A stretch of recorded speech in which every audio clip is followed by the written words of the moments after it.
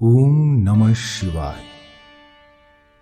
शिव पुराण की श्रवण से देवराज को शिवलोक की प्राप्ति तथा चंचुला का पाप से भय एवं संसार से वैराग्य। श्री सौनक जी ने कहा, महाभाग सूत जी, आप धन्य हैं, परमार्थ तत्व के ज्ञाता हैं। आपने कृपा करके हम लोगों को यह बड़ी अद्भुत एवं दिव्य कथा सुनाई है।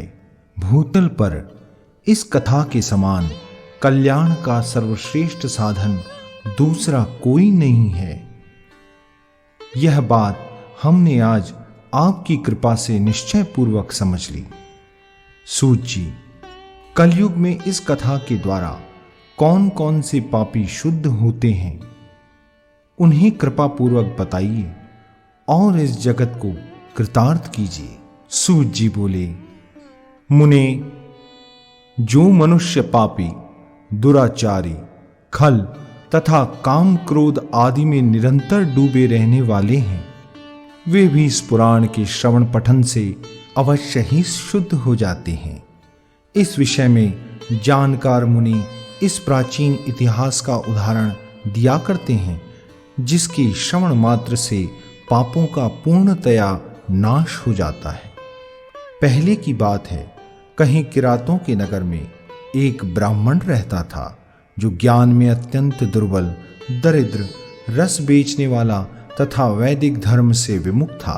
वह स्नान, संध्या आदि कर्मों से भ्रष्ट हो गया था और वैश्यावृत्ति में तत्पर रहता था। उसका नाम था देवराज। वह अपने ऊपर विश्वास करने वाले लोगों को ठगा करता था।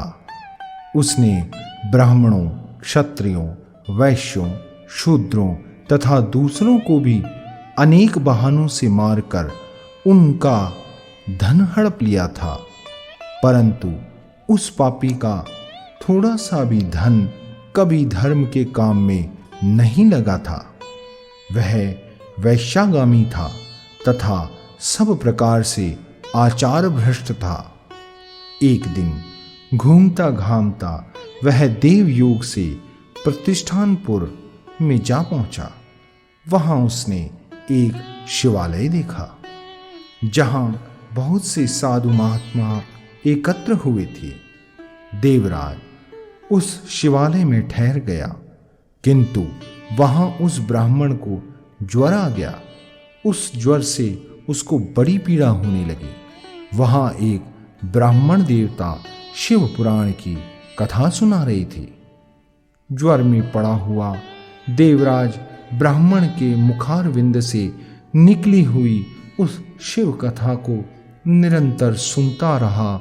1 मास के बाद वह ज्वर से अत्यंत पीड़ित होकर चल बसा। यमराज के दूत आए और उसे पाशों से बांधकर बलपूर्वक यमपुरी में ले गए। इतने में ही शिवलोक से भगवान शिव के पार्षद गण आ गए। उनके गौर अंग कर्पूर के समान उज्ज्वल थे, हाथ त्रिशूल से सुशोभित हो रहे थे। उनकी संपूर्ण अंग भस्म से उद्भासित थे और रुद्राक्ष की मालाएं उनके शरीर की शोभा बढ़ा रही थी।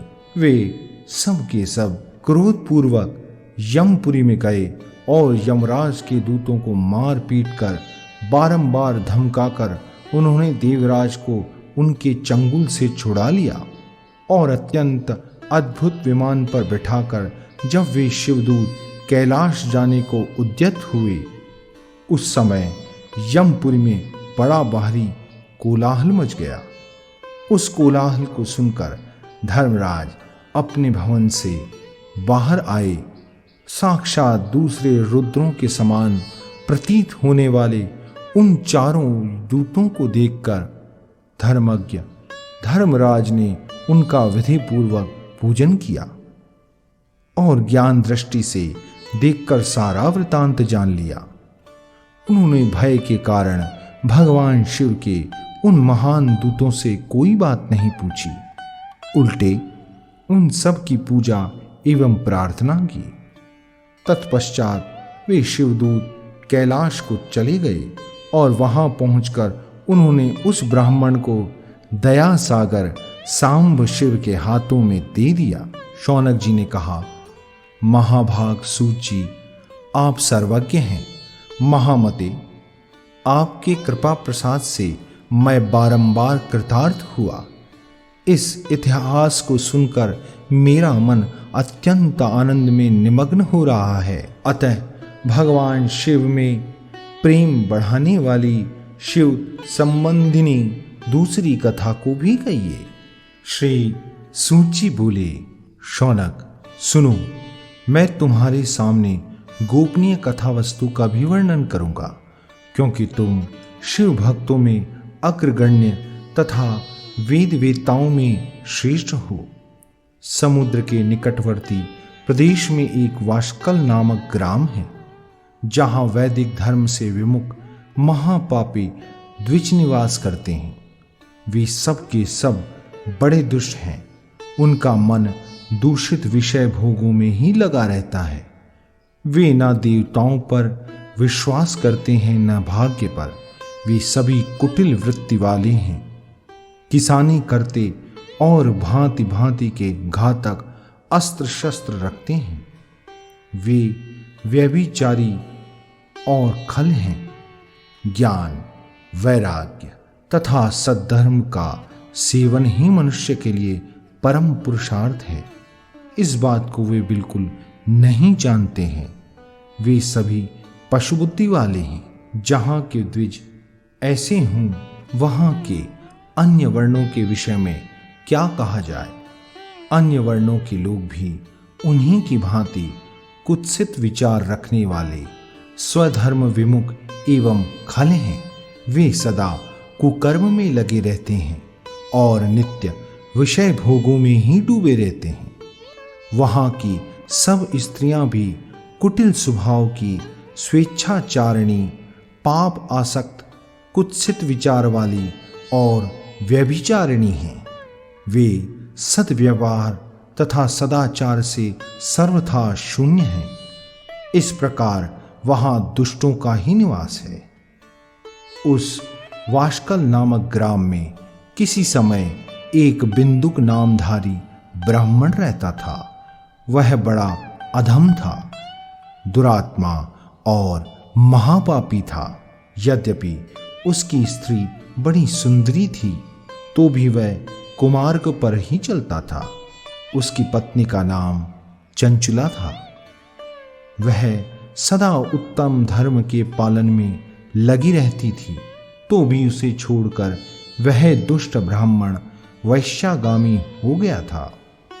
इस तरह कुकर्म में लगे हुए उस बिंदुक के बहुत वर्ष व्यतीत हो गए।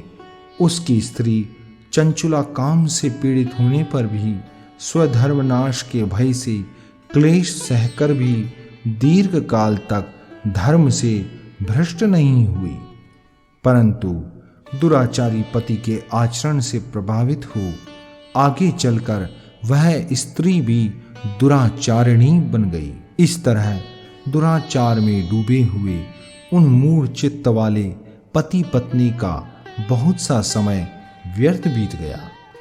तदंतर शूद्र जातीय वैश्या का पति बना हुआ वह दूषित बुद्धि वाला दुष्ट ब्राह्मण बिंदुक समय अनुसार मृत्यु को प्राप्त हो नरक में जा पड़ा। बहुत दिनों तक नरक के दुख भोग कर वह मूढ़ बुद्धि पापी विंध्य पर्वत पर भयंकर पिशाच हुआ। इधर दुराचारी पति बिंदुक के मर जाने पर वह मूढ़ हृदया चंचुला बहुत समय तक पुत्रों के साथ अपने घर में ही रही। एक दिन देव योग से किसी पुण्य पर्व के आने पर वह स्त्री भाई बंधुओं के साथ गोकर्ण क्षेत्र में गई। तीर्थयात्रियों के संग से उसने भी उस समय जाकर किसी तीर्थ के जल में स्नान किया। फिर वह साधारणतया मेला देखने की दृष्टि से बंधुजनों के साथ यत्र तत्र घूमने लगी। घूमती घामती किसी देव मंदिर में गई और वहां उसने एक देवज्ञ ब्राह्मण के मुख से भगवान शिव की परम पवित्र एवं मंगलकारिणी उत्तम पौराणिक कथा सुनी। कथावाचक ब्राह्मण कह रहे थे कि जो स्त्रियां पुरुषों के साथ व्यभिचार करती हैं वे मरने के बाद जब यमलोक में जाती हैं तब यमराज के दूत उनकी योनि में तपे हुए लोहे का परिग डालते हैं। पौराणिक ब्राह्मण के मुख से यह वैराग्य बढ़ाने वाली कथा सुनकर चंचुला भय से व्याकुल वहां कांपने लगी। जब कथा समाप्त हुई और सुनने वाले सब लोग वहां से बाहर चले गए तब वह भयभीत नारी एकांत में शिव पुराण की कथा बाँचने वाले उन ब्राह्मण देवता से बोली। चंचुला ने कहा, ब्राह्मण, मैं अपने धर्म को नहीं जानती थी, इसलिए मेरे द्वारा बड़ा दुराचार हुआ है। स्वामिन, मेरे ऊपर अनुपम कृपा करके आप मेरा उद्धार कीजिए। आज आपके वैराग्य रस से ओतप्रोत इस प्रवचन को सुनकर मुझे बड़ा भय लग रहा है। मैं कांप उठी हूँ और मुझे इस संसार से वैराग्य हो गया है। मुझ मूढ़ चित्त वाली पापिनी को धिक्कार है। मैं सर्वथा निंदा के योग्य हूँ, कुत्सित विषयों में फंसी हुई हूँ और अपने धर्म से विमुख हो गई हूँ। हाय, न जाने किस किस घोर कष्टदायक दुर्गति में मुझे पड़ना पड़ेगा और वहाँ कौन बुद्धिमान पुरुष कुमार्ग में मन लगाने वाली मुझ पापिनी का साथ देगा। मृत्यु काल में उन भयंकर यमदूतों को मैं कैसे देखूंगी जब वे बलपूर्वक मेरे गले में फंदे डालकर मुझे बांधेंगे, तब मैं कैसे धीरज धारण कर सकूंगी। नरक में जब मेरे शरीर के टुकड़े टुकड़े किए जाएंगे उस समय विशेष दुख देने वाली उस महायातना को मैं वहां कैसे सहूंगी। हाय, मैं मारी गई, मैं जल गई, मेरा हृदय विदीर्ण हो गया और मैं सब प्रकार से नष्ट हो गई, क्योंकि मैं हर तरह से पाप में ही डूबी रही हूँ। ब्राह्मण, आप ही मेरे गुरु, आप ही माता और आप ही पिता हैं। आपकी शरण में आई हुई मुझ दीन अबला का आप ही उद्धार कीजिए, उद्धार कीजिए। सूत जी कहते हैं, शौनक, इस प्रकार खेद और वैराग्य से युक्त हुई चंचुला ब्राह्मण देवता के दोनों चरणों में गिर पड़ी। तब उन बुद्धिमान ब्राह्मण ने कृपा पूर्वक उसे उठाया और इस प्रकार कहा। अध्याय 2-3 समाप्त।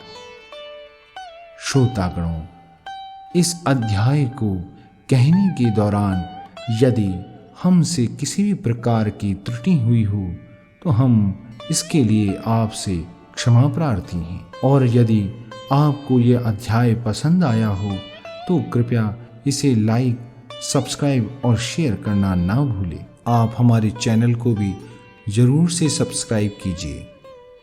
इसके साथ ही साथ हमारी अन्य कथाओं के श्रवण हेतु दिए गए आई बटन को प्रेस करना ना भूलें। धन्यवाद। ओम नमः शिवाय।